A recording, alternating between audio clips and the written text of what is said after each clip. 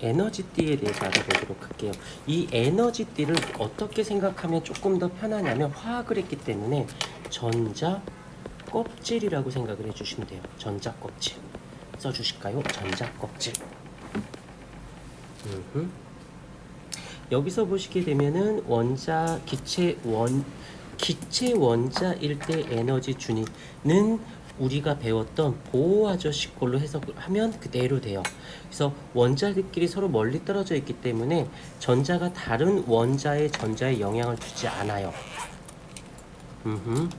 그래서 우리가 알고 있는 보호 아저씨 첫 번째 껍질 이거요. 첫 번째 껍질, 두 번째 껍질, 세 번째 껍질 우리가 했던 대로 그냥 알고 있으면 돼. 그런데 여기서 달라지는 게 있습니다. 뭐가 달라지냐면 고체 원자일 때의 에너지 준위가 나와. 뭔 소리냐면 이 기체일 때와 원자일 때, 고체일 때는 얘는 다른 원자에 영향을 주지 않지만 고체는 그 원자와 원자 사이의 거리가 어때? 거리가 굉장히 가깝죠. 가깝다. 그래서 얘가 전자가 겹쳐요.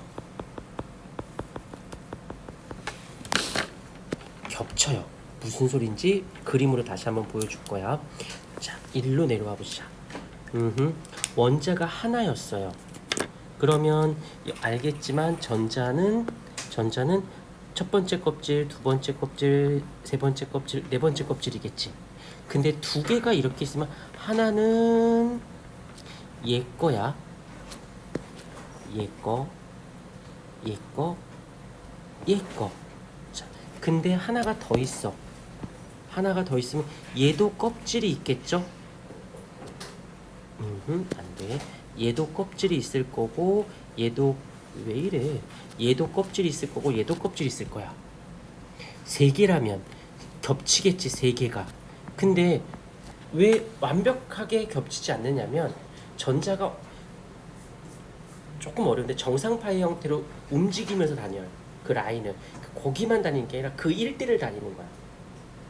그게 이 원자가 거기를 또 다른 원자가 거기를 그러니까 겹치는 거지. 여기서 겹쳐버리는 현상이. 근데 그게 굉장히 고체가 여러 개 있다고 치자. 그러면 잘 봐. 지금 이렇게 보면 선으로 보이지. 근데 얘를 이렇게 놓고 이렇게 보자. 그러면 얘가 선으로 보여? 띠? 면처럼 보여?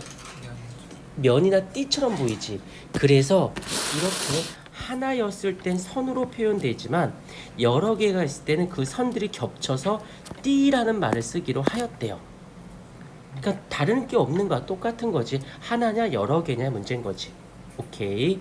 여기서 보시게 되면은 이제 원자 사이의 거리가 가깝다 보니까 인접한 원자들의 궤도가 여기 있죠. 또 겹치게 되다 보니까 그 껍질이 겹치게 되는 것처럼 보여요 라고 하는 거네. 원자들이 서로 가까이 있으면 전자들이 영향을 주어, 그치, 가깝다 보니까 서로 영향을 주어서 그 에너지가 같은 양자수의 같은 양자수, 여기선 양자수라는 건 껍질, N껍질, E의 N1, N2 뭐 이런 것들, 이것들이 같다 하더라도 값이 미묘하게 조금씩 달라 하다 보니까는 이런 식의 띠의 형태를 가지게 되어지는 거. 자, 에너지 띠, 수많은 에너지 준위로 촘촘하게 모여있는 연속적인 띠를 에너지 집합체를 에너지 띠라고 한대요. 고체에선 한 양자수의 에너지 준위가 원자의 수만큼 갈라지게 되며 그 간격은 매우 좋아 연속적인 것처럼. 그래서 띠 간격, 그래서 여기서 중요한 건 띠 틈. 여기서 띠라는 말의 뜻은 뭐야? 껍질이란 뜻이에요. 껍질이 겹치다 보니까 띠처럼 보이는데 그 틈이야 라는 말은 다시 말할게 사이란 뜻이겠지. 그럼 그 사이에는 있을 수가 있다 없다? 없다. 여기서 전자가 존재할 수 없다. 다시 말할게요. 불연속이니까 그 사이에는 있을 수가 없는 거지. 이해가 되었을까? 이거는 희한하게 화원을 배운 애들은 들으면 그럼 납득을 해 그냥. 근데 화원을 안 배운 친구들은 이 보호의 전자 배치를 모르니까 납득이 안 된다. 됐어요. 그 다음에 원자에서 전자가 그치 특정한 궤도에만 존재하는 것처럼 고체일 때도 그 띠의 영역에서만 존재할 수 있는 거지. 당연한 거겠지. 그래서 그거를 좀 세분화했어. 세분화. 어떻게? 허용된 띠, 원자가 띠, 전도 띠. 먼저 누구 먼저 볼 거냐면 원자가 띠라고 요거 원자가 전자. 원자가 전자가 뭐지? 가장 바깥. 그치.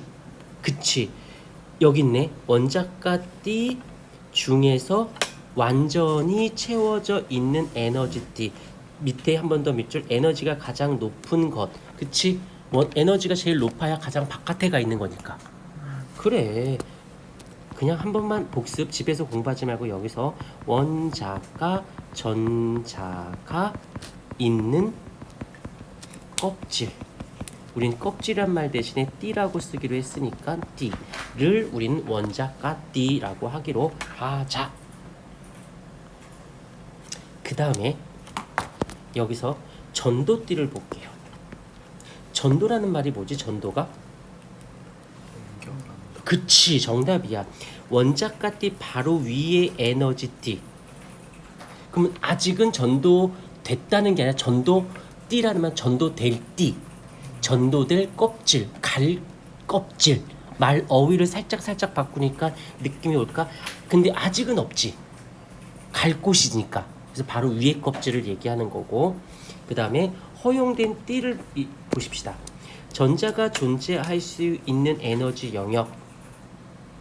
그래서 고체 원자의 전자들은 허용된 띠의 에너지가 낮음부터 그치. 이걸 우린 화학에서 뭐라고 배웠더라?